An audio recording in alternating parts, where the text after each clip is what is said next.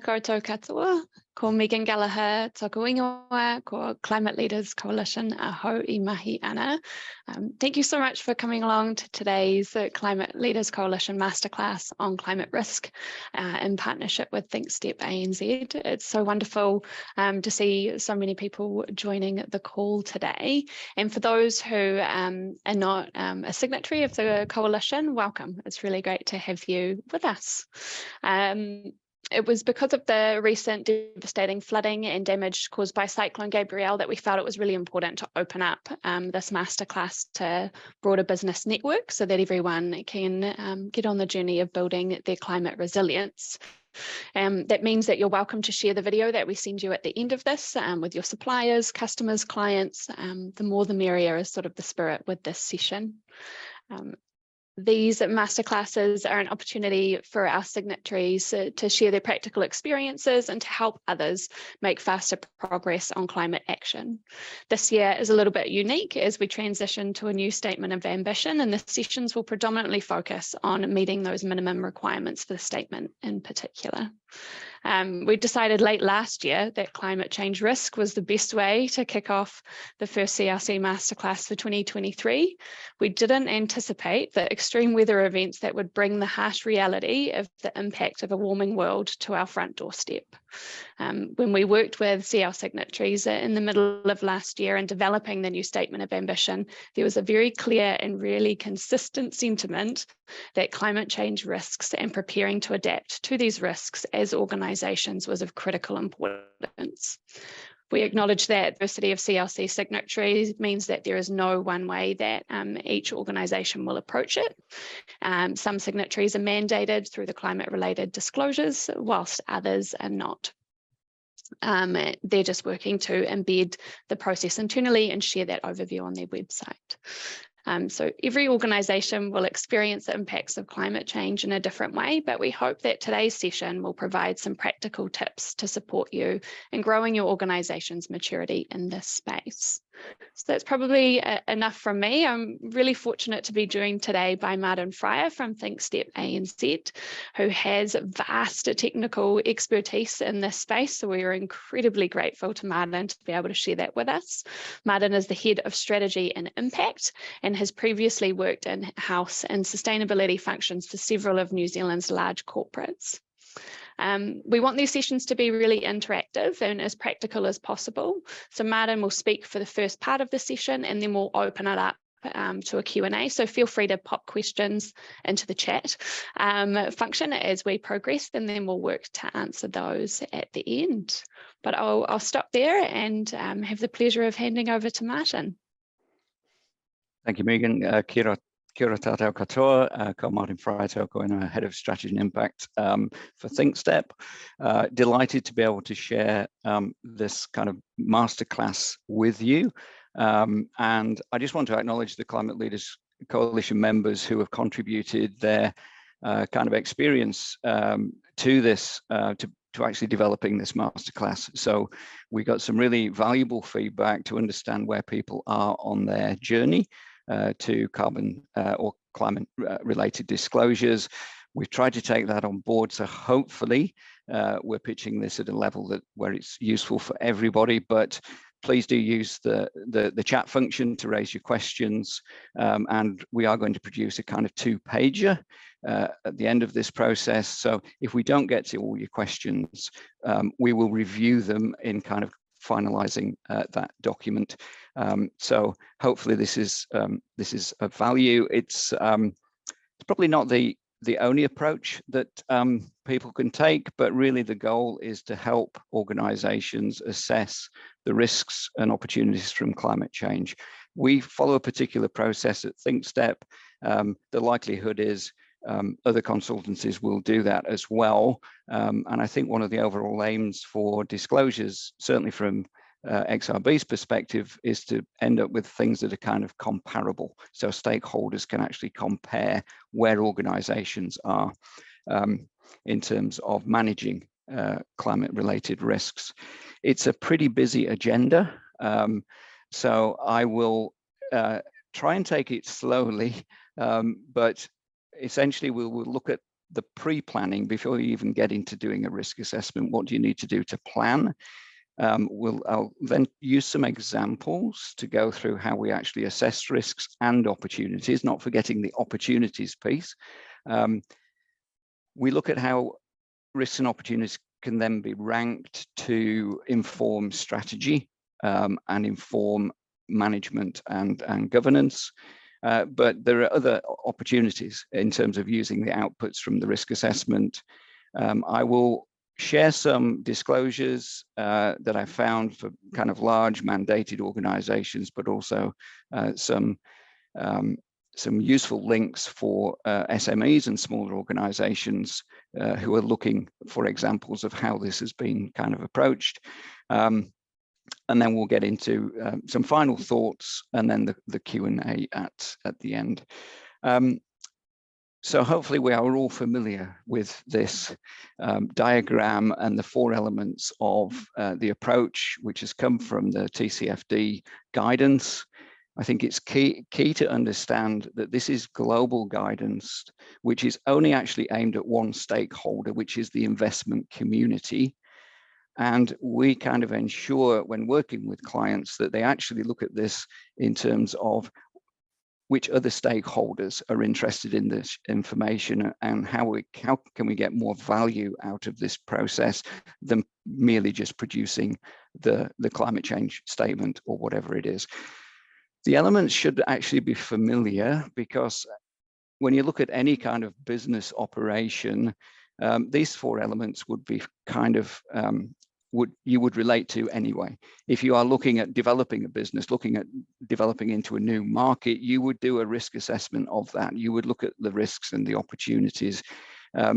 You would look at how you would manage your success if you went into that market. So you would develop some metrics, you would develop some targets in terms of what you wanted to achieve in terms of market share, whatever it might be. Those would then be built into a strategy, which would then be taken to executive management and governance, or to leaders of smaller organizations. So yes, this is climate related financial disclosures, but actually the process is quite familiar. So I think it's important just to step back a little bit and say this isn't something new, it's something we are actually familiar with. Today's focus is on the risks and opportunities assessment, and obviously that supports strategy development and governance. But if you haven't started at all, my advice would be to look at your metrics. Knowing your number is fundamentally the most important thing. TCFD, XRB refer to the greenhouse gas protocol in terms of developing your carbon inventory. They're looking for all scopes of emissions, scopes 1, 2, and 3. And I think when we think about the focus of audit and assurance in these early days of disclosures, it is actually going to be on that quantitative data. It's going to be on the metrics associated with greenhouse gas emissions. So what do we need to do to plan to get into doing a risk assessment? Who do we need to engage? Who's in the team? Do we involve stakeholders? I see it as an opportunity actually to review the responsibilities and capabilities within an organization. When you're identifying these risks and opportunities, who within the organization is actually going to be managing these going forward? They need to be involved in the process. Resource availability will obviously differ from organization to organization, largely dependent on the scale. So if it's a large organization, then ideally you want somebody from the executive and the governance functions involved in the process. Certainly people from the sustainability team, those with experience of risk assessment. So you may already have a risk team, but people in health, safety, and environmental roles will have experience of doing risk assessments. Certainly the finance team, because the end result is ultimately financial disclosures.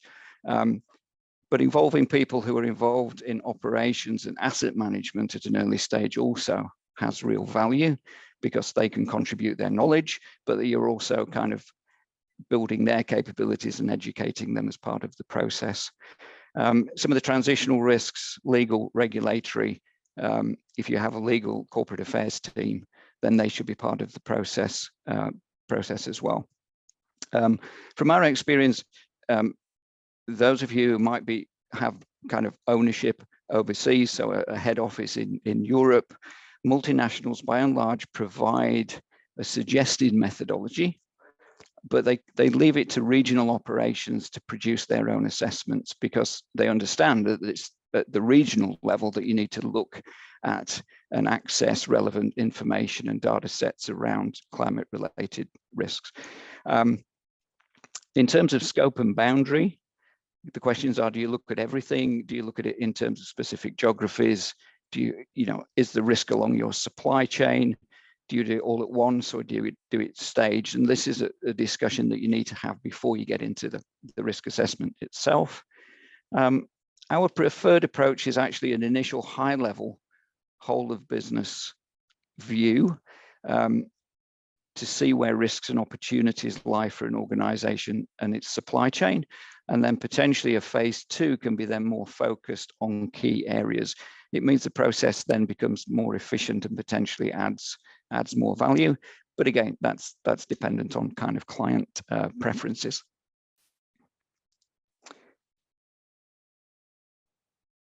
One of the key questions is what are the time horizons? XRB guidance suggests that you look at the useful life of assets or infrastructure and the availability of data. We actually refer to, or we use ISO 14091, which is the international standard around adaptation to climate change, gives guidance on vulnerability impacts, risk assessment. And it appears to be that standard is also used by other organizations. So there's quite a bit of information on the Ministry for the Environment's website. Their guidance follows a very similar approach about planning, getting the team together, looking at your time horizons, and then getting into the kind of risk assessment. ISO 14001 refers to the lifetime of the system at risk, or that could be the organization, or it could be the asset. The timescales also over which the impacts of climate change become critical. So that's getting into the adaptation piece. When are we going to be facing these risks? How immediate are they? And when do we need to start to adapt? And what's the lead time for adapting to address the impacts that we've identified? It's absolutely crucial that you align also with your business planning and investment time horizons. But that's quite difficult when you are looking at the kind of mid to end of, or long term, which is kind of towards the end of century. Very few organizations have a business plan that goes out, 100 years. I did actually find one example, Ohanger Incorporation, who operate a big station in the Wairarapa. They produced a 100-year plan back in 2000. So it's quite interesting to look at that. For climate change scenarios, we actually use the NIWA models, obviously, for New Zealand clients. For clients with international supply chains, we refer to the kind of IPC scenarios. And again, it's trying to match the horizons in those scenarios with your business planning and investment horizons. It's not always easy, but it's something just to consider when you're deciding on the time horizons that you're actually going to do or use for your risk assessment. So this is where I kind of probably start to teach a lot of people to suck eggs, and for others, I'm potentially going to go into too much detail. Apologies to both. Hopefully I've pitched it about right, but again, please provide feedback so we can address any issues within the final document or actually, future presentations. This diagram is potentially familiar to you all. It comes from the TCFD, and it talks about the risks and opportunities that they expect organizations to look at. And on the left-hand side there, obviously the risks are transitional, legal, reputational, etc., and the physical risk where they talk about acute and chronic. Obviously, that's high level. It doesn't tell you how to do a physical risk assessment. They have actually increased the volume of guidance that they're giving, which is good to see. But I'll go through a physical risk assessment example and talk about where we source the information to enable clients to do that. We certainly do look at the opportunities that TCFD refer to here. So what are the opportunities around resource efficiency to reduce greenhouse gas emissions, energy source, can you switch to lower emission sources, renewable energy, etc. Can you look at products and services, different markets, and how can you kind of build resilience into your organization through doing a risk and opportunities assessment. Just in terms of the transitional risks, yes, we start with TCFD, but what we've found recently, very recently, is one of the transitional risks that is becoming critical is that of insurance. So we've actually pulled that out as a specific transitional risk to look at that with our clients, because insurance, given what we've experienced very recently, that is a significant transitional risk for a lot of our organizations. Obviously, when you've done your risk and opportunities rating, as the diagram suggests, it goes into a strategy, and then you assess the financial impact of that. And then that feeds through basically into your income statements, cash flow, balance sheets. I think we're quite a long way away from that. I don't think the expectation is for everybody to be able to do this right through and tick all these boxes in the first year of disclosure. I think, and I'll touch on kind of the timeline for the process. It probably takes a good 3 to 4 years to actually develop maturity in terms of climate-related risk disclosures. That's certainly what we've seen. So in terms of a methodology to assess risk, we work with clients to basically say, well, what risk assessment process do you actually use already? Do you have a risk assessment matrix? There's an example here on the right, and usually these are color coded from kind of green to up to through yellow, orange, red, from low to extreme. So you get this visual indication of the level of risk. So you can use existing risk assessment matrix. If there isn't one at a kind of corporate level, you will definitely find one in your health, safety, and environmental management systems. They just use slightly different language. So when we're doing those sort of risk assessments, we talk about hazards. We're looking for hazards and what are the potential impacts. The risk assessment matrix is something also kind of to consider at the planning stage, because on the left-hand column there, you will see that we refer to the likelihood.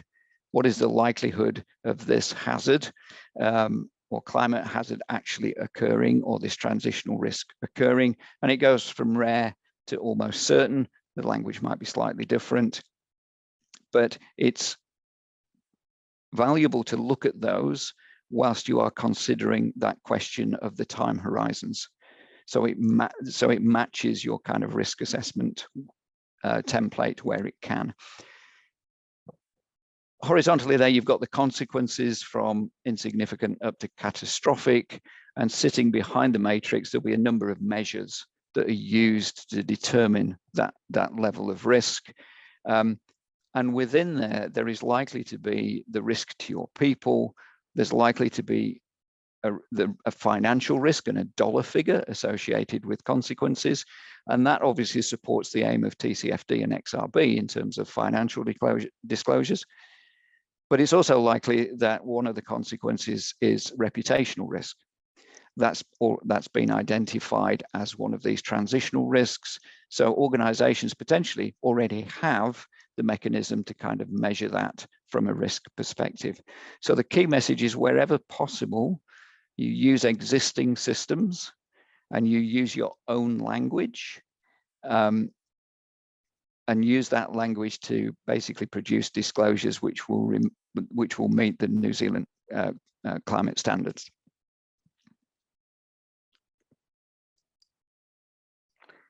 So this is an example of looking at a physical hazard. So our initial source for climate change hazards is the Ministry for the Environment's framework for the National Climate Change Risk Assessment for Aotearoa, New Zealand, 2019. They used it to produce the 43 risks that are now in the National Climate Change Risk Assessment document. So it contains around about 17 physical hazards, and that is our starting point and an opportunity to kind of rationalize that based on the particular ones that are applicable to your organization. So you use it to filter the physical hazards that might be appropriate or are appropriate to your organization, and it might only be 6 or 7.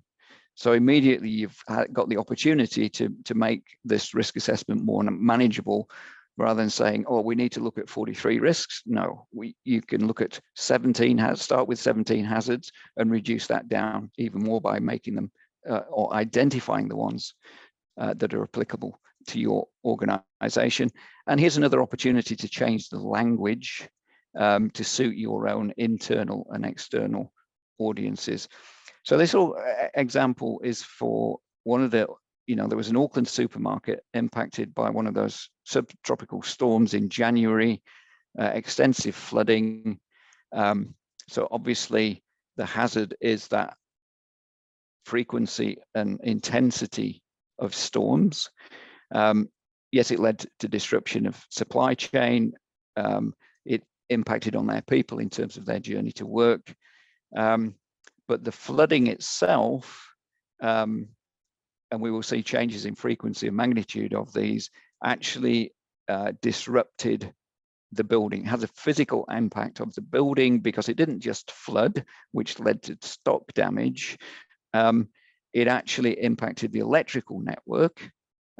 So the impact on their asset was the most significant impact, and therefore it got an extreme risk rating because essentially they had to think about almost rebuilding that particular asset.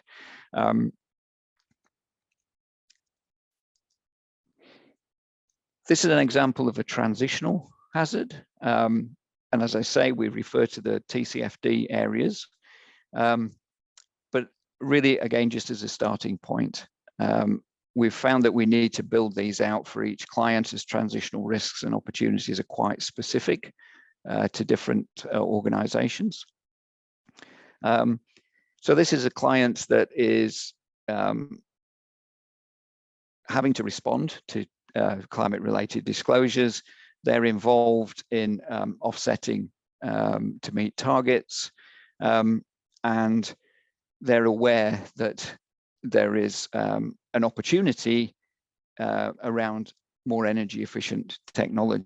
In fact, that access to more energy efficient technology came out as the highest risk, because if a competitor introduces that, lowers their cost of operations, they become a more attractive investment proposition, but they're also able to undercut others in the market. So it was that transitional risk that was higher, came out higher than the climate policy regulation and carbon, because they felt they had those under control. For the carbon, they had credits and they'd hedged their position, so the future risk was lower.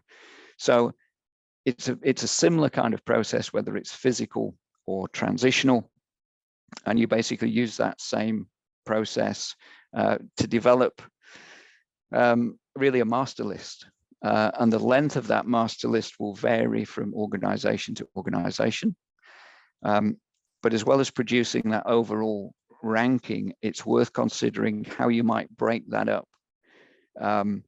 If get away from this very long list into something that is more manageable. And this could be done by organizational structure.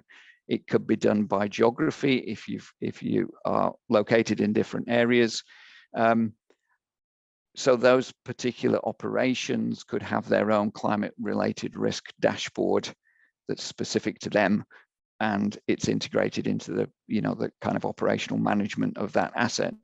The physical locations approach has been particularly popular with our clients, particularly those with kind of long and potentially vulnerable supply chains.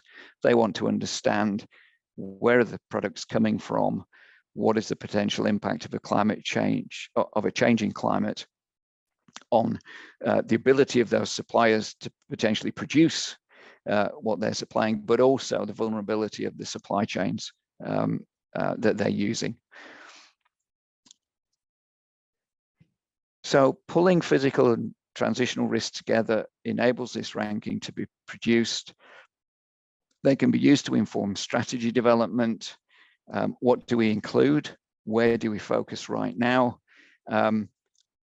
Quite a number of clients want to see and disclose, a high-level dashboard, certainly to take to executive management and governance, and it might be a top 10 risks and opportunities. It's also worth considering here how the information could be presented back to various stakeholders and organize the information accordingly. So if we're thinking about internal, yes, we'd have a management report, probably with the dashboard, an update of the risk register presentation, potentially to a risk and audit committee or an executive team. But think also about externally. Yes, it'll be part of mandated disclosures for those who are mandated because of regulation or CLC membership. But what about other interested parties? What about your staff? We've all experienced, either directly or indirectly, climate change over the first quarter of this year. So staff will appreciate, I think, the fact that organizations are looking at this and building it into the way they kind of operate. Certainly, it's an opportunity to engage with your suppliers, your customers. If you're looking to gather intelligence around the impacts of climate change, is this an opportunity to engage with local iwi or community where your operations are located? That process also makes the collation of that information more manageable and the outputs more valuable to your organization and its stakeholders. So this particular diagram is from the ISO standard. It shows the relationship between various risk components. And whilst this masterclass is focused on risk assessment, I think it's just important to touch very briefly on the language of adaptation planning. So the ISO standard refers to this thing called vulnerability, a combination of sensitivity and adaptive capacity. So vulnerability is a combination of those two things. The process we use at ThinkStep in completing a kind of initial risk assessment uses observed data, so which by default kind of includes looking at these things, that sensitivity and adaptive capacity, but without kind of burdening the client with, the language of ISO standards. It's the trick is actually using language which engages but kind of doesn't confuse. And I know there's a lot of confusion around what's required in terms of TCFD or XRB disclosures. So I'll just share an example from an organization which is basically involved in the primary sector. And these are experiencing the other extreme of climate change, which is basically increased water stress. That has led to crop loss, a reduction in production, a reduced crop yield. They've already experienced water stress and kind of major regional droughts, and obviously those impacts have financial implications, and they've been able to quantify those. Their approach to adaptation is actually to look at, well, can we increase access to and security of water supply? So what are the consenting requirements, and what is the potential financial impact of consenting requirements to do that? And is there an opportunity to actually research and develop drought-resistant varietals? They've also been impacted by increased climate-related policy and regulation and TCFD, but the highest impact to date was that experience of a drought. So it's taking observed data and experiences, building them into this kind of baseline risk assessment and thinking about, well, this is what we're doing to adapt or have done to adapt to date, and then revisiting this for future scenarios to say, okay, if we experience 2 degrees of warming or 3 degrees of warming into the future, are those adaptations still going to provide the resilience we need, or do we actually need to look at something else? So it's building up from a baseline and developing a much more complete picture of climate-related risks over time and the adaptation that might be required. So using the output, so we've completed a risk and opportunities assessment. We have a ranked dashboard. We may have broken that down across the organization. We've started to kind of explore adaptation. What else does this process actually support? Without a doubt, it provides organizations with an opportunity to reinforce the accountability of risks and opportunities within management and those responsible for governance. So it's an opportunity to engage and inform leadership and governance. As I've said, the current focus, I think, of audit and assurance will be on the metrics and targets. Very important to understand your greenhouse gas emissions, but also having a picture of those greenhouse gas emissions, undertaking a risks and opportunities assessment on that footprint. They need to be part of this risk assessment as well. Without a doubt, it's going to inform strategy.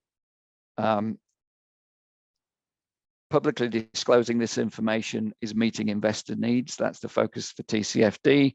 Why? Because that improves access to capital for those kind of larger organizations. And I've said the same methodology could be used to look at agreed future scenarios. And without a doubt, it supports your climate-related disclosures and disclosure requirements. So I'll just share a few examples of climate-related risk disclosures, starting with mandated companies. And for here, the Financial Stability Board actually has a searchable database on TCFD disclosures. So you can filter it by industry and you can filter it by region. So I filtered it for Asia Pacific, and it was nice to see Meridian's 2020 report featured, and that's the one in green there. And I'm aware from my own experience working in the energy sector in New Zealand that it is a little bit ahead of other sectors. Most of these organizations, so Meridian in the green, Mercury in yellow there, and Genesis in orange, they've been developing their disclosures over the past 3 to 4 years. So their maturity kind of shows. Meridian and Mercury are transparently disclosing a quantified financial risk. That shows the level of confidence that they have in their climate change modeling, which they both invested heavily in, and it's detailed. So from a reputational perspective, that is very positive. It's also interesting to compare disclosures across the sector in terms of timeframes and kind of financial disclosures. The kind of long, medium, or short, medium, long term, they're quite similar, not exactly matching, but they're quite similar, which is good to see, because then you've got that comparability. Disclosures of figures around, actual figures around financial impact is also good to see. Genesis actually have a whole future generation strategy. So their strategy is actually about transitioning away from using fossil fuels or coal for base load generation. So it's a massive strategy sitting behind a kind of TCFD type disclosure table. It's different for different organizations, but fundamentally the disclosures, when they've been looked at across a sector for a number of years, they're starting to address that issue of comparability, which is really good to see. For SMEs, obviously we've got Sustainable Business Network that have got a lot of resources available. The SME Climate Hub is it's a global initiative, not for profit, basically aimed to empower small to medium-sized companies to take climate action, build resilient businesses for the future. It also has a searchable database, includes some examples from New Zealand. And I think the biggest difference between SMEs, non-mandated companies, it seems to be more about disclosing actions and investments that kind of aimed at achieving a longer-term vision, which is, for example, New Zealand's long-term ambition around net zero by 2050. They've kind of taken that, and they've taken that as an opportunity to engage and develop a strategy around climate. A good guide is from the UK, which has a very similar 2050 net zero target. This one's produced by Lloyds Bank. And there are, again, some good examples of SMEs engaging with this issue of climate change, climate-related risks, but essentially building it in to their business operations and actually embedding it into the way they operate.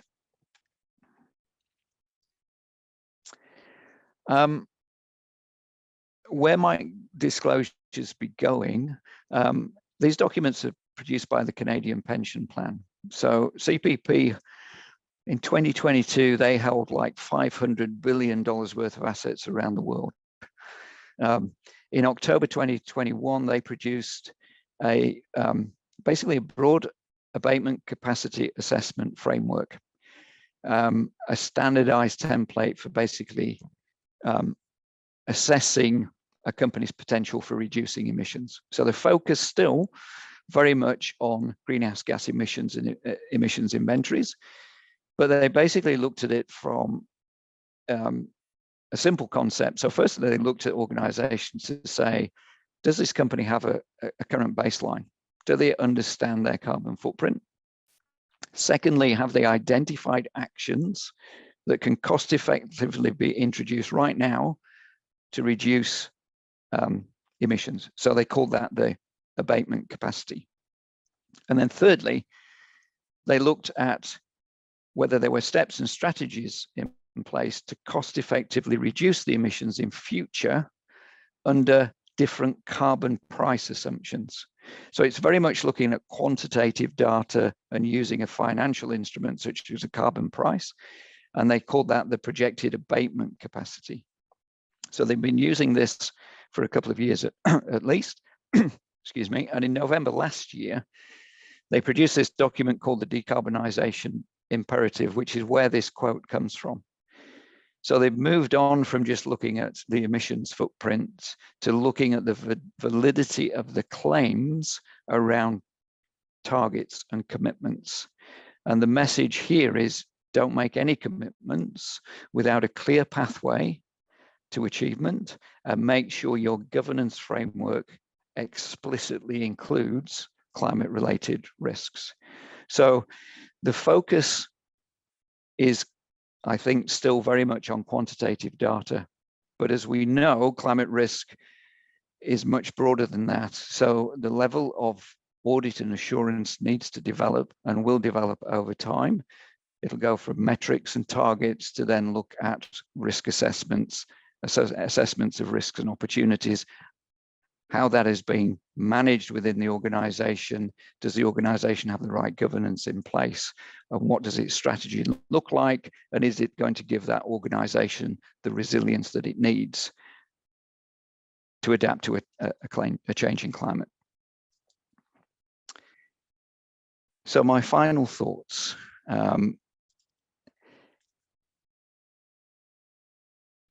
Sorry, I've gone too far.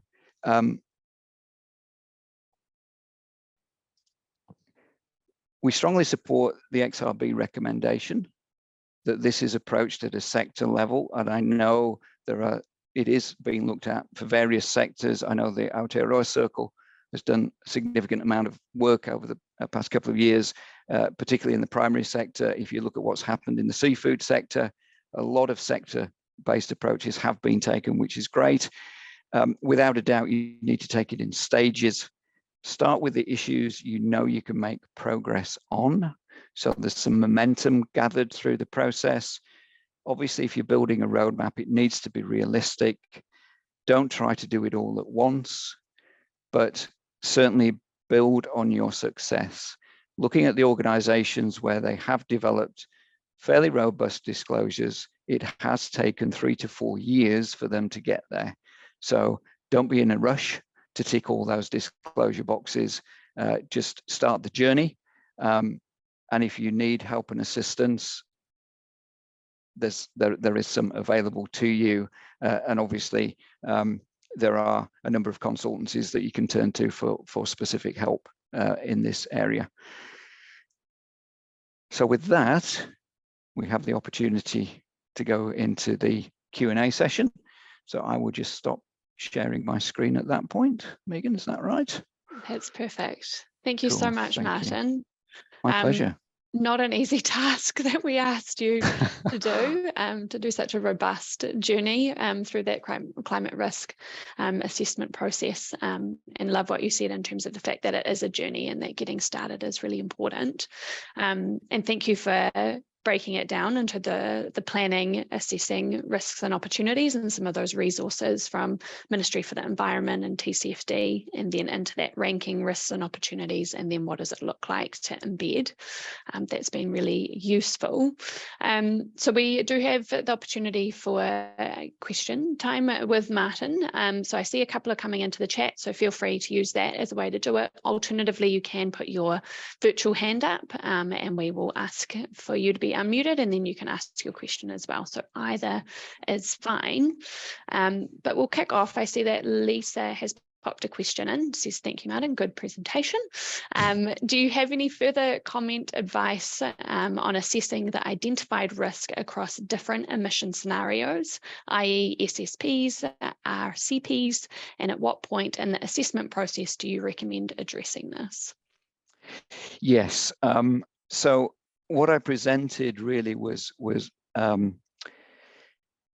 really a starting point in terms of risk assessment. So this is a process where you can generate your baseline, but then you can use exactly the same process to look at those future scenarios. So you can choose, the different RCPs. You can determine, decide on, we want to look at a 2-degree future or a 3-degree future. But essentially, that doesn't change the risk assessment process. What it changes is how you actually look at the impacts. So without a doubt, likelihood is going to increase over time. The consequences, if, for example, storm events are getting more frequent and they're getting, having more of an impact, then the consequences are going to increase as well. So the overall risk rating is going to move. So it might be medium now, it might move into high. Under 2 degrees, it might move into extreme in 3, under 3 degrees, but it's the same risk assessment process. You just have to decide on which RCP or level of global warming that you want to use. And I think, and it's an important point, because I think people have forgotten that, the visual that has been used for so long, which was the hockey stick.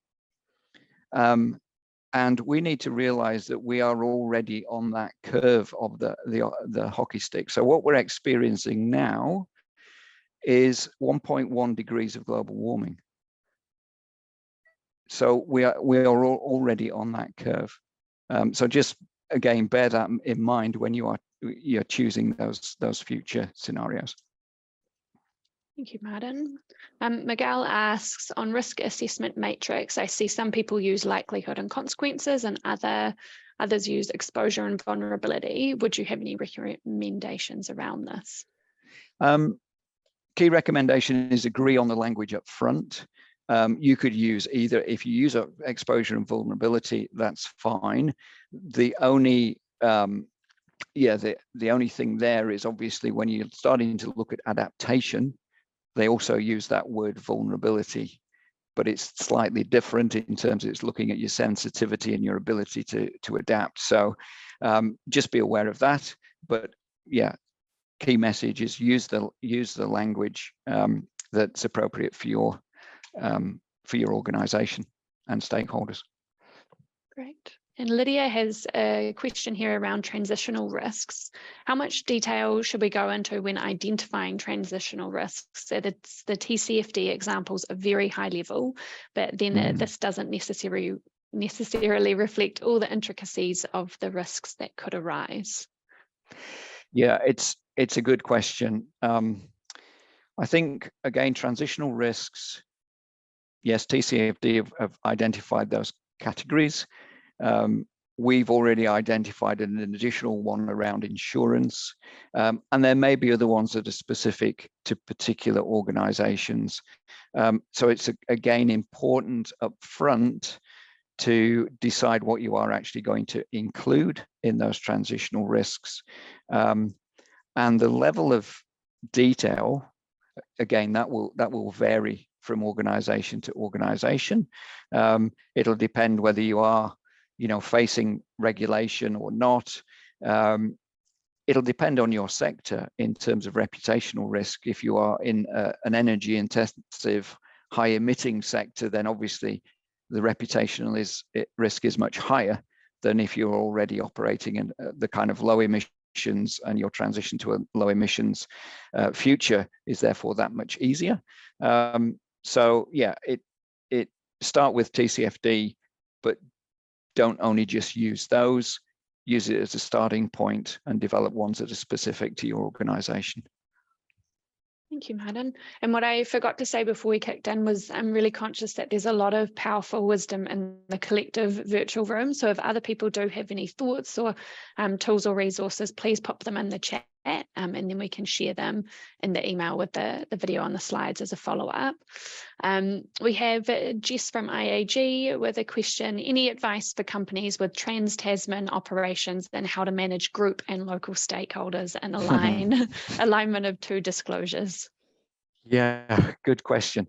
Look, I think looking at across the ditch, Treasury there have just put out or just finished a consultation around adopting TCFD. So the likelihood is we are going to see that opportunity to follow the same framework, New Zealand and Australia. But yes, very different in terms of, particularly when you're looking at emissions metrics and targets, they present very different risks, certainly from a transitional risk perspective. But I think fundamentally, it's about choosing the approach that works for your organization, which, if you are following the TCFD framework, should work for New Zealand and Australia. It's just understanding, as you say, those nuances of the different stakeholders and the different, I suppose, trajectories that are being put forward in terms of, what is the ambition level for mid-century, and are those going to be aligned? So that's something probably we need to wait and see. But I think there will, the way you set up your risk assessment process should actually facilitate it for that trans-Tasman approach. Great, thank you, Martin. Maria asks, how would you describe the difference between climate-related risk assessment and BAU risk assessment organisations are used to? Maria's thinking of an elevator pitch for those unfamiliar with TCFD and the thinking behind it and ISO standards. Right. Yeah, really good question. Actually, you should treat climate-related risk assessment exactly the same as a BAU risk assessment. As I said at the beginning, the elements of the TCFD should not be unfamiliar to an organization. So actually, yeah, an elevator pitch is look, we already do risk assessment really well. We've got the in-house tools, or the mechanisms in place to look at risk, because we do it as part of standard business practice. we're just looking at climate-related risks, which is a little bit more complex, but we can use internal systems and processes to do that. Yes, we might need a little bit of external help or seek some guidance, but essentially your BAU risk assessments should be, risk and opportunities assessments should be, you should be able to use those for a climate-related risk assessment as well. And any ideas on the elevator pitch? Any good hooks that you've seen others use into that senior level of the organization to jump on board the TCFD wagon? Yeah, if you're not I think if you're mandated, it's a lot easier, obviously. Easy. Yeah. If you're not mandated, then it's more about, understanding where climate risk might be important to your particular organization. And it might just be one thing. It might be a customer opportunity. It might be a supply chain risk, and using that to say, oh, look, just identify this risk and opportunity. It's kind of related to climate change, but if we look at it through a particular lens, don't mention TCFD. There is a method that we can use to look at this, which will actually add some real business value, because it'll engage internally. We'll be able to engage with our stakeholders, and we'll be able to produce some disclosures that satisfy those kind of stakeholder requirements.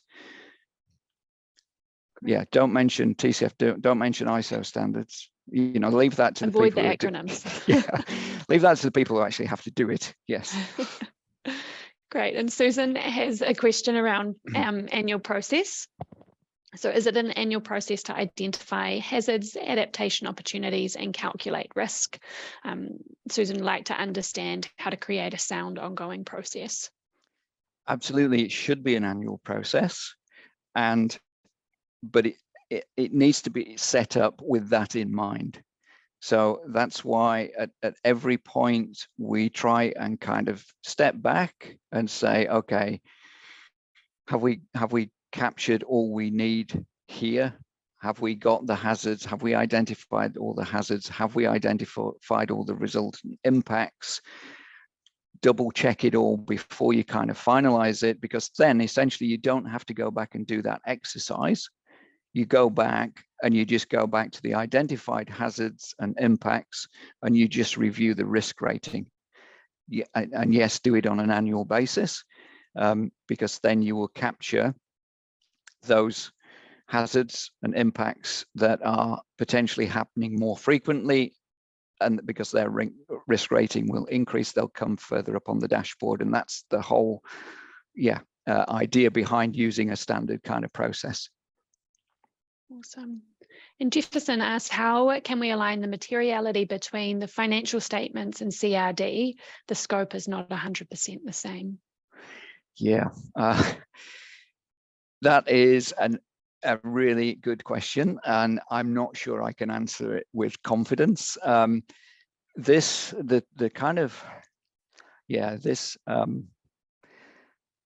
suppose the fundamental aim around embedding risk into financial disclosures is I think the trickiest part.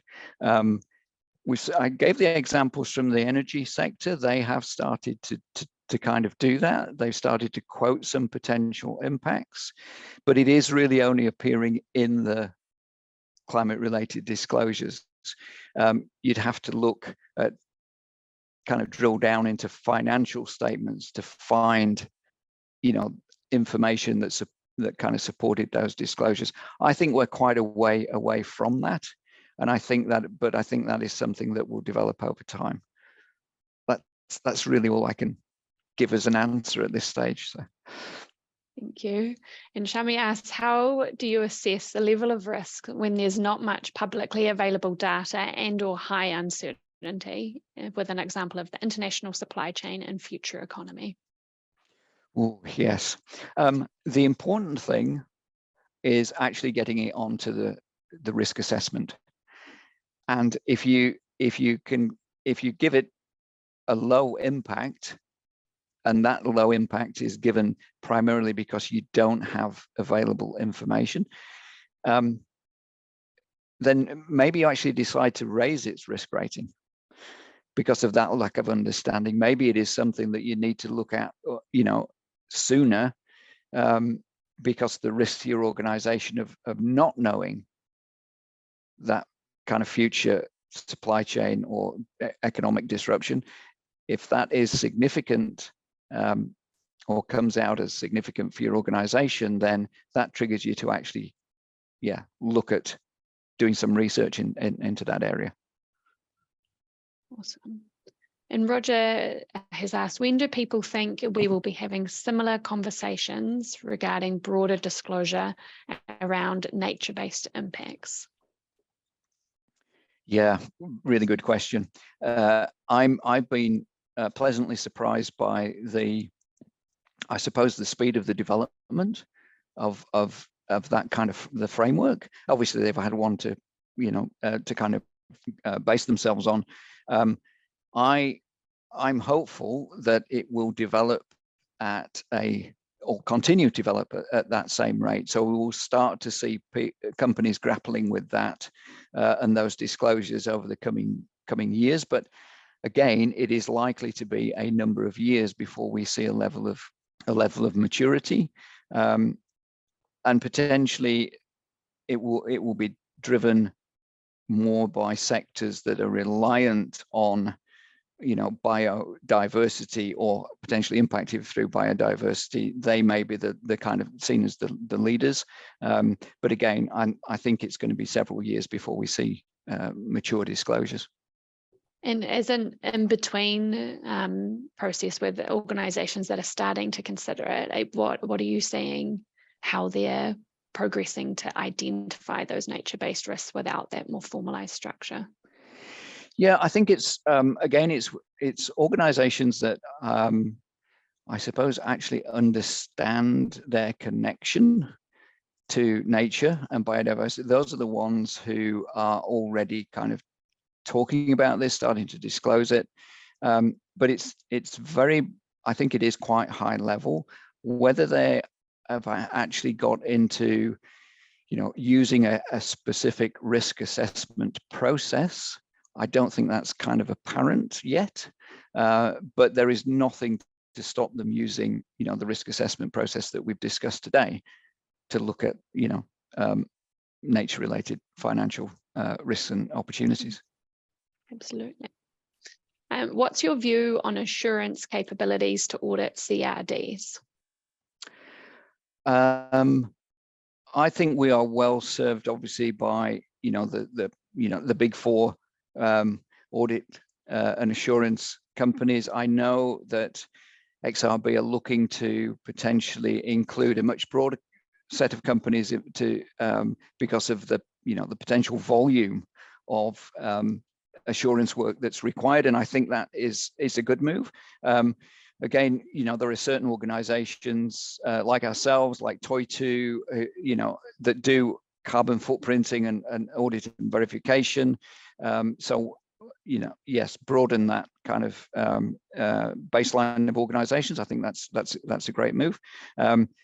And it'll be interesting to see, as I've said, how things develop over time in terms of the breadth and depth of assurance that's required around disclosures as we move to, away from quantitative data to an increasing amount of qualitative data. But again, if we use a standard approach to doing that, gathering that risk and opportunities assessment using ISO standards, there is no reason why those processes cannot generate the required audit trail for people to come in and provide audit and assurance in the future.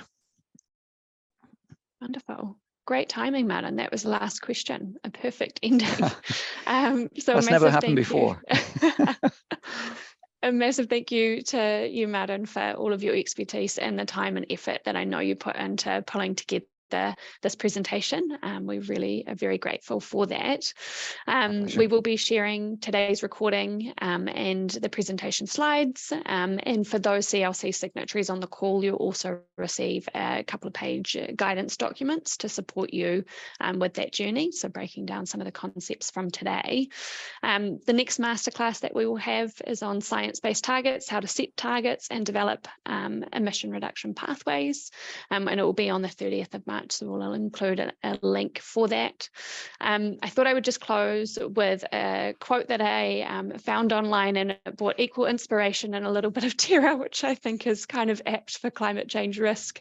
It's from Alan Larkin, who's a guru in planning, and he said, planning is bringing the future into the present so that you can do something about it now.